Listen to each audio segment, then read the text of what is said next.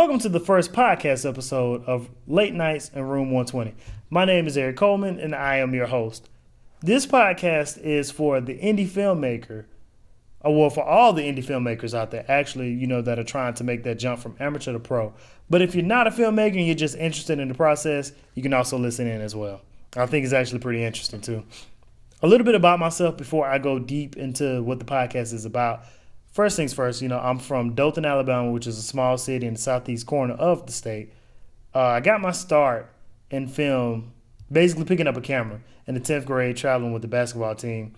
And then later on that year, in my English class, me and three other friends, we all decided that we wanted to do a short film for a project for Julius Caesar.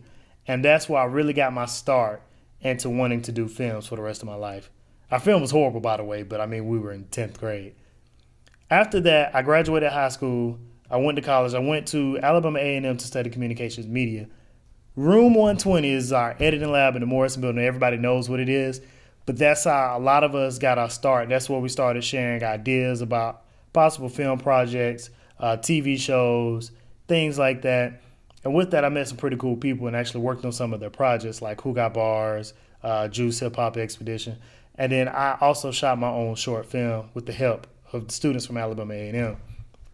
Throughout my time there at A&M, I also was able to meet a lot of celebrities and just travel. It was fun to travel and just go and shoot things and record and just enjoy what I'm doing. That eventually led up to me being able to shoot behind the scenes for the Rose Bowl parade in 2014. And I think that was the highlight of my time at Alabama A&M. But leading up to the Rose Bowl parade, I always wondered, how do I go from being this amateur to making it to being a professional where I can make this, I'm pretty good at it to where I can make it a living. And I always had these questions. I didn't know exactly where to find the answers, but I think when I went to LA, I realized that the answers are always there. All we had to do is ask, and people willingly gave us the answers. But I know it's a lot of filmmakers, it's a lot of indie filmmakers who are probably in my same boat, who don't know where to go or don't have the connections to really get to LA like that instant, or even Atlanta or New Orleans or New York. So I wanted to do this podcast so that way people like me who were in that situation of not knowing where to go can get answers. I want to share some of the information with you to make you become a better filmmaker, not just in the technical aspect like how to shoot and how to write a story, but I also want to talk more about the business side of things and the personal side of things, such as how much do I charge? How do I get over that fear of asking for a certain amount? When should I let go of a project? Things like that. And I feel like all of these questions will be answered in this podcast first, but I feel like these answers will help you get over that fear. And so I just want you to, join with me in discovering how to become a better filmmaker. If you have any questions or any topics that you would like to talk about on the show, you can always drop them in the comments. You can also email me, write me on social media. I'm pretty much always around my phone. So I'm always around some kind of form of contact. That's pretty much is it for, the first episode. It's just a little introduction. On the next episode, we're going to talk about your survival kit. Stay tuned with us, and I'll see you next time.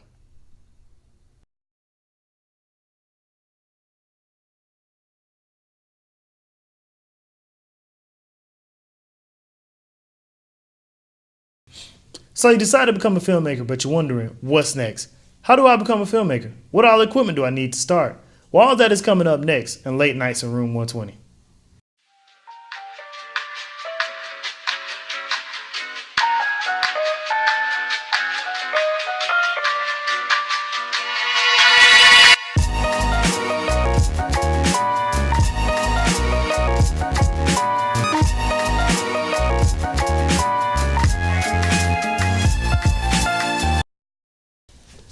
Welcome to the second episode of Late Nights in Room 120.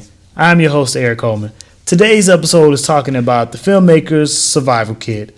But before we get into it, I would like to start each episode by basically giving, useful resources, what's going on in indie film news, new equipment that's coming out that is very helpful to you. And this week's episode, I'm going to talk about the subreddit filmmakers. Now, for those of you who don't know, Reddit is a social networking site, and it's basically, I guess the best way to put it is like a forum for people who hate forums. Unlike Facebook and Instagram and Twitter and all those other ones, Reddit groups everything in certain categories that is actually very beneficial. So if you wanted to look up just food recipes, you didn't have to see anybody's political standpoints on Trump or Hillary or anything like that. You just get straight to the point. With Reddit, they have these categories called subreddits. And the subreddit that I check out the most, they have a couple of film subreddits. They have movies, television, and then they have filmmakers. Filmmakers is the subreddit that you should check out. That is for anybody who is starting off as a filmmaker to people who've been working in the industry, for 20 plus years. One of the things that you can get on that subreddit, the things that I like the most, is you can ask a question and people respond to it pretty quickly. And they're also very helpful. It's a judgment-free zone. Unless you're just asking for your things to get critiqued. I've asked for my demo reel to get critiqued, and they gave me actually very positive feedback. Also the same when I asked a question about, coloring. And the great thing about Reddit is that you don't have to be a member to actually see what people are talking about in the subreddits. If you do want to be a member, though, it's as easy as setting up any other social networking site. All you have to do is just create an account, have an email address, and then you just move forward from there. Now on to the topic of discussion, your filmmaker survival kit. A lot of people, when they're starting as a filmmaker, they want to know, what do you need to just start off, to just be able to shoot films? A lot of people think that you need fancy lights or high-end camera, anything under the sun, the best editing program. But the truth is that thanks to today's advancement in technology, you don't need a whole lot at all to even start. All you need is basically, pretty much they made it now to all you need is the drive. You just need the drive to start. But let's get into the equipment that you need starting out. First things first, you need equipment. You need a camera, you need a tripod. At the very least, your bare minimums. If you cannot afford anything else, those are the two things you need. The good thing is, most of you watching this right now, you already have the basic starting. You already have half of 50% of what you need. You have a camera. Your phones can be used as cameras. And if you have like an iPhone, most Android Galaxies cameras are actually better than iPhone cameras. I hate to say that I'm an iPhone user. I'm an Apple product guy, but the truth is that I think ever since S3, the Galaxy has just been killing it camera-wise. But if you have a phone, you have a camera. The only thing that you would need now is a tripod, and you can get a tripod for a camera phone easy, like $20, $30. They're cheap. But let's say you just want to go a little bit higher than that. You can use a simple camcorder. A lot of those run for like $300-$400, or you can even you can get a DSLR. I prefer the DSLR just because of the fact that it has interchangeable lenses. It's a light body. It's not too heavy. And because of the constant frame rate changes that you have on it, you can actually get your films to look like, you can get your stuff to look like film, like you're in a movie watching it, or you can get it to news. That's my preference. But again, you don't necessarily need the most high-end camera. You can get it done with your camera phone. Tripods are a little bit similar. You want to get a tripod just because of the fact that you don't want to hold your camera all day. It gets heavy after a while. Plus, your shots kind of look a little shaky. But if you don't have that, again, you can still start off with just that. With the tripods, depending on the tripod that you get, some of them will carry certain weights. I know like the ones for Walmart, most of them are not going to go higher than like 15 pounds. And then you can get some more heavy duty ones. Metal tripods are usually the best because they have weight on them and they can carry a lot. But after you have, your starting equipment, the next thing you're going to need to do is figure out what you want to shoot. And what I mean by what you want to shoot is that everybody who picks up a camera can shoot stuff, but you want to figure out what makes you feel happiest. Like some people, news. Some people want to go into news, so they shoot for news. I didn't like news at first, but now that I'm into it, it's kind of grown on me. But if you don't want to do news, you don't want to have a camera and then you're shooting news or you're shooting all over the place. And you're like, I don't like this, I don't like that. It won't really bring you the happiness, or not say the happiness, the fulfillment of what you want with shooting. Some people like to shoot weddings. I like shooting weddings. Some people like to shoot commercials. Some people actually want to go into film, making short films, things like that, and eventually getting on to big productions, big tent movies. Then that's all fine. It's just make sure that you know what you want to do going forward into your filmmaking career. The next thing you want to have is contracts. Contracts, I can't stress enough how much you need a contract. I'll go into more details like what you should put in the contract in later episodes. But as of right now, you want to put a contract in because it keeps you out of legal trouble. It keeps you out of legal trouble. It makes the other person hold their end up.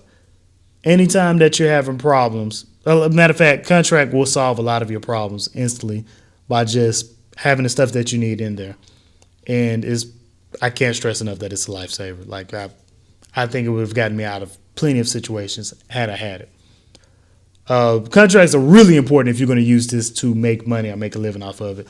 I wouldn't, like, if you're going to make money, I wouldn't even do a business deal without having a contract available. It's that important. Another thing that you're going to need is a place to view your work.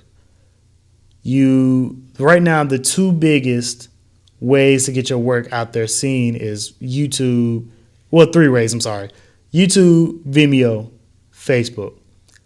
YouTube is probably where most people will start just because of the simple fact that you can also monetize your videos. And the quality of YouTube has actually gone up over the years. I think they offer up to 2K now. I know at one point they were offering up to 2K. They may even be at 4K now. But a lot of people choose that. And then if you have a Google email too, you can use your Google email for YouTube. You don't have to create anything extra. You just start uploading videos. And once you get, I believe, 500 subscribers, you can get your own name. And it just works out perfectly for people. You can also do Vimeo. Vimeo is a little bit more for the people who are going to, like, I guess, the commercial route of it. Essentially, it's still the same thing. It's going to be a little bit harder to find your videos on Vimeo, but you can do that. I don't have a Vimeo yet. I am signing up for Vimeo. It's pretty much the same, but they also have a paid account, which that will let you go up to, I think, 2K. No, 1080p. Last time I checked, it was 1080p. And that's almost like your calling card for more professionals. Since YouTube is kind of oversaturated now and people are constantly trying to figure out what to do with YouTube, Vimeo is the place where everybody is moving to for the professional route. But if you just want this as a hobby, then YouTube would do just fine. You don't even have a need for Vimeo.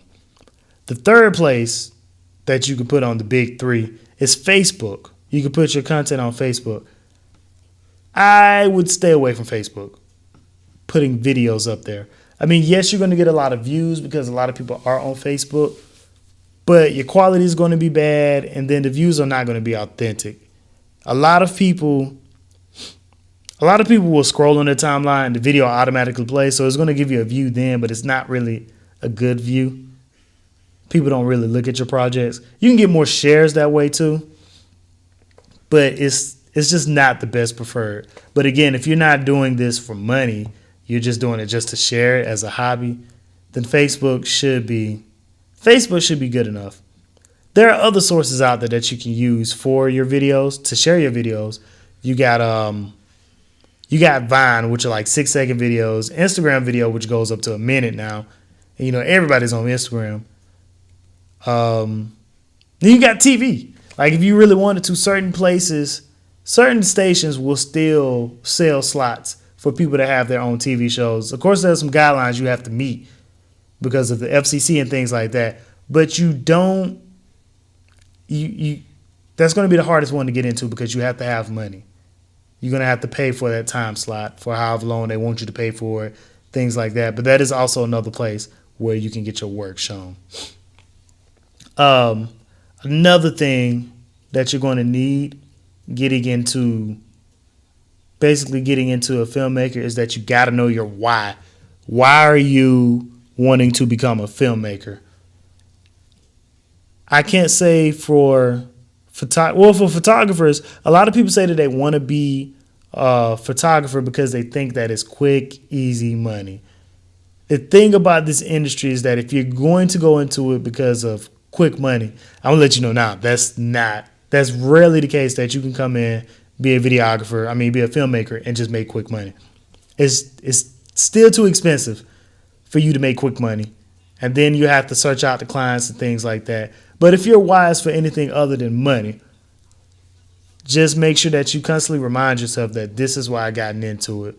Because some people can treat it as a hobby, but at the end of the day, you're still going to kind of need money to live. And some days I've noticed that it's gotten hard for me when I'm shooting stuff and I'm like, why am I doing this? Why am I doing this? And I had to remind myself that I'm doing this because I have a story that I want to tell to everybody. I have a way that I want to tell certain people's story. That's why I do this. This is what I want to do in my life. So just make sure that you know your why. Before anything else, just make sure you know your why. And this will fall into place. Like the happiness, the fun, the fulfillment will fall into place of why you are filmmaking. The last thing that you're going to need is you're going to have to be a team player. Film is a collaborative art.